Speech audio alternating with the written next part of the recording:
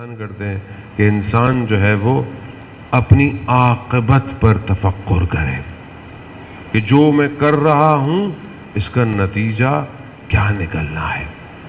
عزیزان محترم، خوب انسان جو ہے وہ کمزور ہے، ضعیف ہے۔ انسان بہت ساری باتیں جانتا ہے مگر جب پریکٹیکل کام کرنے لگتا ہے تو کمزور ہو جاتا ہے۔ مجلس یا عزاداری خدا کا شکر کریں، یہ سب سے بڑی نعمت ہے کہ جس کا شکر بھی کرنا چاہیے اور فکر بھی کرنا چاہیے کہ ہم اس کے ذریعے سے کیا حاصل کریں۔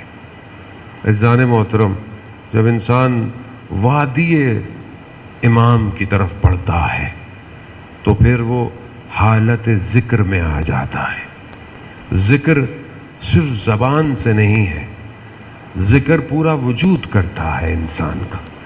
وہ بالکل ایسی ہے جیسے آج کل کے دور میں آپ کسی ایسی سپیس میں، آج کل ایسی جگہ بنی ہوئی ہے جس میں انسان جاتا ہے تو گریوٹی لیس ہو جاتا ہے۔ گریوٹی لیس ہونے کے لیے انسان، گریوٹی نہیں ہوتا، انسان کیا ہے، ہوا میں معلق ہو جاتا ہے، یعنی پورا ایک ویکیوم کریٹ ہوتا ہے، انسان اس کے اندر آ جائے تو انسان گریوٹی لیس ہو جاتا ہے۔ خوب جب انسان وادی امام میں آتا ہے تو پھر ہاتھ میں تسبیح کی ضرورت نہیں، کاؤنٹر کی ضرورت نہیں، قبلے کی طرف رخ کی ضرورت نہیں۔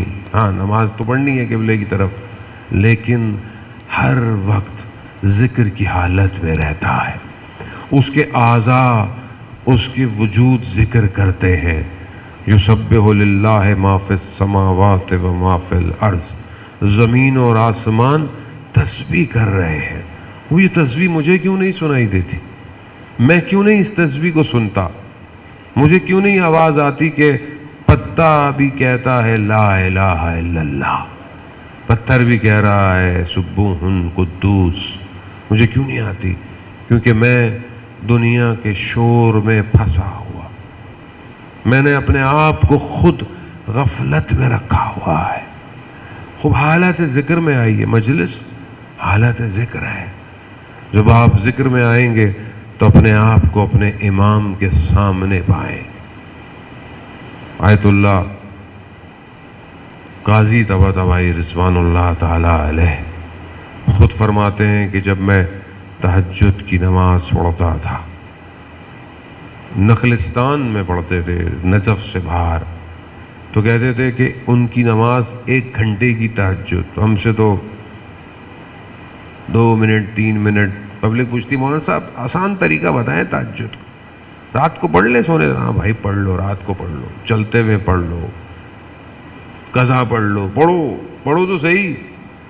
یہ ایسی عبادت ہے کہ خدا ملائکہ سے کہتا ہے کہ ملائکہ گواہ رہنا، یہ جوان وہ عبادت کر رہا ہے جسے میں نے اس کے اوپر واجب نہیں کیا مگر کر رہا ہے۔ آیت اللہ بھیجر، آیت اللہ غازی طباطبائی کے شاگرد ہیں، وہ قنوت میں جو ہے وہ تہجد کی وتر میں دعائے جوشن کبیر پڑھ رہے ہیں۔ ہم سے تو نہیں پڑھی جاتی ہے، مولانا پڑھتے ہیں، ہم دھاگے پھکواتے ہیں ان سے۔ وہاں ایک شخص اکیلا، وہ کہتے ہیں میں جب پڑھتا تھا تو دنیا کے رابطے منقطع ہو جاتے تھے اور صرف ایک ہی کنیکشن آن ہو جاتا تھا، اور جتنے ذکر عرش پہ ہوتے تھے مجھے آواز آتی تھی۔ خوب انسان اس وادی میں جائے، کب جائیں گے؟ مرنے کے بعد بھی کچھ سنا تو کیا سنا؟ مرنے سے پہلے سنا۔ یہ لذت شوق، یہ عبادت زندہ دیکھنے میں ہے۔ اللہم ارن الطلعۃ الرشیدہ والغرۃ الحمیدہ، میں اپنی ان گناہگار آنکھوں سے دیکھنا چاہتا ہوں مولا، میں اپنی حیات میں آپ کو دیکھنا چاہتا ہوں۔ اصل ذکر امام ہے، امام۔ جو امام تک پہنچ گیا وہ حالت ذکر میں ہے، اور جو حالت ذکر میں ہے اسے، اس کی گردن کٹتی رہے، اس کے بدن کے ٹکڑے ہوتے رہے، اسے احساس نہیں ہوتا، کیونکہ جتنے ٹکڑے بکھرتے جائیں گے ذکر بڑھتا چلا جائے گا۔ حالت ذکر میں خوب یہ قرآن کی آیت الا بذکر اللہ تطمئن القلوب، آگاہ ہو جاؤ، اللہ کا ذکر دلوں کو اطمینان دیتا ہے۔ چھٹے امام سے جب پوچھا گیا مولا یہ کون سا ذکر ہے، امام کیا فرماتے ہیں؟ نحنو ذکر اللہ، ہم اللہ کا ذکر ہے۔ خوب اپنے وقت کے امام تک پہنچیں تاکہ ہم بھی حالت ذکر میں، اور جو حالت ذکر میں آتا ہے عزیزان محترم وہ آیات الہی کو دیکھتا ہے، اسے اللہ کی نشانیاں نظر آتی۔ خوب اللہ کی نشانیاں جسے نظر آئیں وہ گناہ نہیں کرتا، وہ اپنے کام کے عاقبت کو دیکھ لیتا ہے۔ آپ جوان ہیں، اپنی فکروں کو پاک رکھیں، اپنی سوچوں کو پاک رکھیں۔ وقت کے امام کو آپ کے سافٹ ویئر کی ضرورت ہے۔ آج بھی امام منتظر ہے، انتظار کر رہا، اور بغیر امام کے وجود کی برکت کے ہم امام کا ذکر نہیں کر سکتے۔ اگر آج ہم امام کو یاد کرتے ہیں تو امام خود چاہتے ہیں کہ ہم امام کا ذکر کریں۔ اگر امام زمانہ کو یاد کر کر آپ کی آنکھوں میں آنسو آتا ہے تو آپ سے خوش قسمت کوئی نہیں ہے۔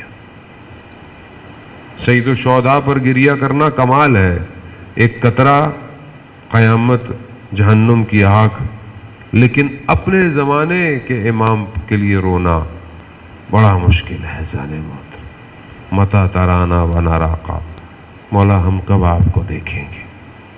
ہو اپنے امام کو یاد کریں، اپنے امام کی طرف بڑھیں۔ عزیزان محترم عالم دین بیان کرتے ہیں کہ میں بہت پریشان تھا، بڑی مشکل میں تھا، اور مجھے احساس ہوا کہ میں اتنی مشکل میں ہوں، امام مجھ پر توجہ ہی نہیں کر رہے۔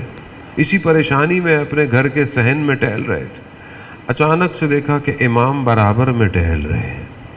امام نے فرمایا فلانی مقام پر اگر ہم تمہاری مدد نہ کرتے تو تم ہلاک ہو جاتے، فلانے مقام پر اگر ہم تمہارے ساتھ نہ ہوتے تو تم مر جاتے۔ وہ ایک ایک کر کے یاد کرایا، ان کو شرمندگی ہوئی۔ امام اپنے چاہنے والے کو تنہا نہیں چھوڑتے۔